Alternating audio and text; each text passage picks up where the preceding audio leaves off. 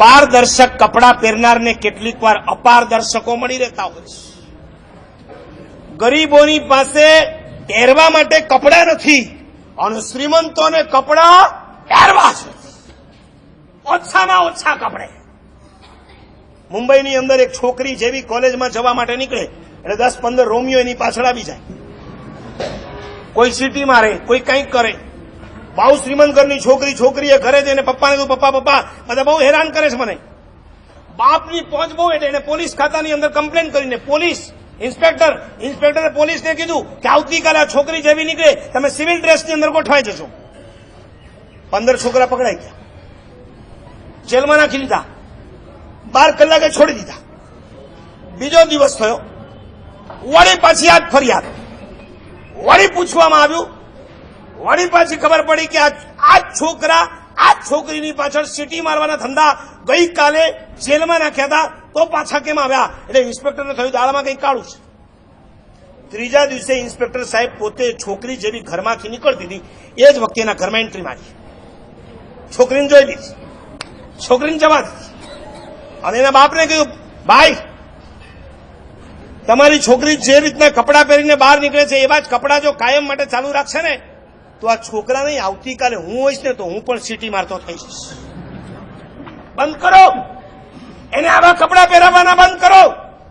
તમારે એને કપડાં ઉલટા છુલટા પહેરાવા છે અને ફરિયાદો છોકરાઓની કરવી છે. નહીં બની શકે, એના કપડામાં સુધારો લાવો. ઉદ્ભટ વેશ. કેટલાક ધર્મિષ્ઠ ઘરોની છોકરીઓ એવી હોય છે, મારી પાસે જે મેસેજ આવે છે એના પરથી કહું છું, એના ઘરમાં આવા કપડાં પહેરવા નથી મળતા એટલે શું કરે તમને કહું? એ ઘરમાં પંજાબી પહેરીને બહાર નીકળે છે, પછી એની બેનપણીને ત્યાં જાય છે અને ત્યાં ગયા પછી એના મનગમતા કપડાં બહાર કાઢે છે અને પછી નીકળે છે કોલેજમાં જવા. શરમ ન આવે તમને? તમારે શું બનવું છે? તમારે હિરોઈન બનવું છે? તમારે ડાન્સર બનવું છે કે જેમાં કોઈ કપડાના કોઈ છોછ જ ના હોય? તમે સની લિયોનના અવતાર નથી, તમારે સુલસા બનવાનું છે. સુલસા. તમારે મલ્લિકા શેરાવત નથી બનવાનું, તમારે મૈના બનવાનું છે. અને તમારે પૂનમ પાંડે નથી બનવાનું, તમારે પદ્મિની બનવાનું છે. ધિક્કાર છે.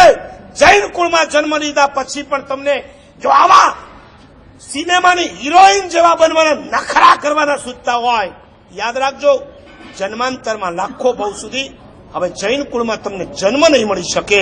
પ્લીઝ હાથ જોડીને કહું છું. અને સૌથી વધારે પાપનો પ્રવેશ જો કરાવનાર કોઈ હોય ને નવરાત્રી. આ નવરાત્રીના પાપે તમારા જીવનમાં પાપનો પ્રવેશ થયો. હું તો કહું છું નવરાત્રી નથી, આ લવરાત્રી. નવરાત્રી હોય 9 દિવસના કપડા જુદા, 9 દિવસનો મેકઅપ જુદો, 9 દિવસના શોખ જુદા જુદા. મને ખાનપુરના એક ડોક્ટરે કીધું હતું, મારા સાહેબ નવરાત્રી પછીના 3 મહિને મારે ત્યાં એબોર્શન કરાવવા માટે લાઈન લાગતી હોય છે. લાઈન. જૈનોની છોકરીઓ હોય છે. તમારા મા બાપ તમને શેના માટે મોકલે છે? મારે જેસીઆઈને ધન્યવાદ આપવા છે. જે જેસીઆઈની સંસ્થા કોઈ જૈન સંસ્થા નથી, ભલે એમાં તમે જૈન છો પણ આ સંસ્થા કોઈ જૈન નથી.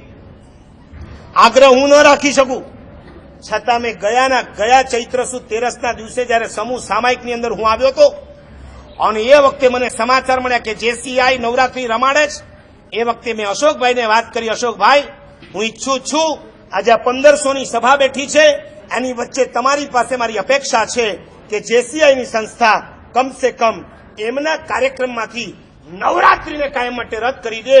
અને એ ટાઈમ અશોકજી ઉભા થઈને મને કીધું, મારા સાહેબ તમે બોલ્યા ડન. અને એ દિવસથી જેસીઆઈની અંદર નવરાત્રી રમાડવાના બાદ થઈ રહ્યા.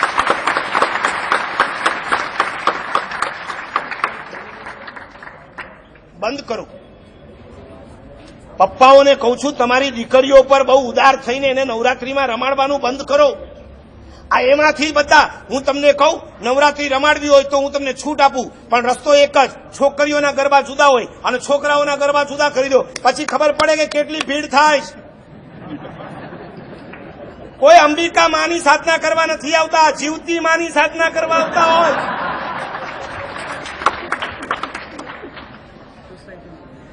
ઓનલી 20 મિનિટ બાકી છે, ઓનલી 20 મિનિટ્સ, વધારે નહીં લઉં.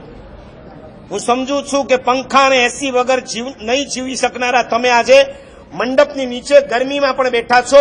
ધન્યવાદ છે તમને, લાખ લાખ ધન્યવાદ. એક છેલ્લો પોઈન્ટ કહીશ, મારી પાસે આવા 10 પોઈન્ટ ભેગા કરીને આવ્યો છું. સમય ટૂંકો પડી જાય છે. હજી 3 પોઈન્ટ લીધા. નંબર 1 ભોજન, નંબર 2 બસ ભૂલી ગયા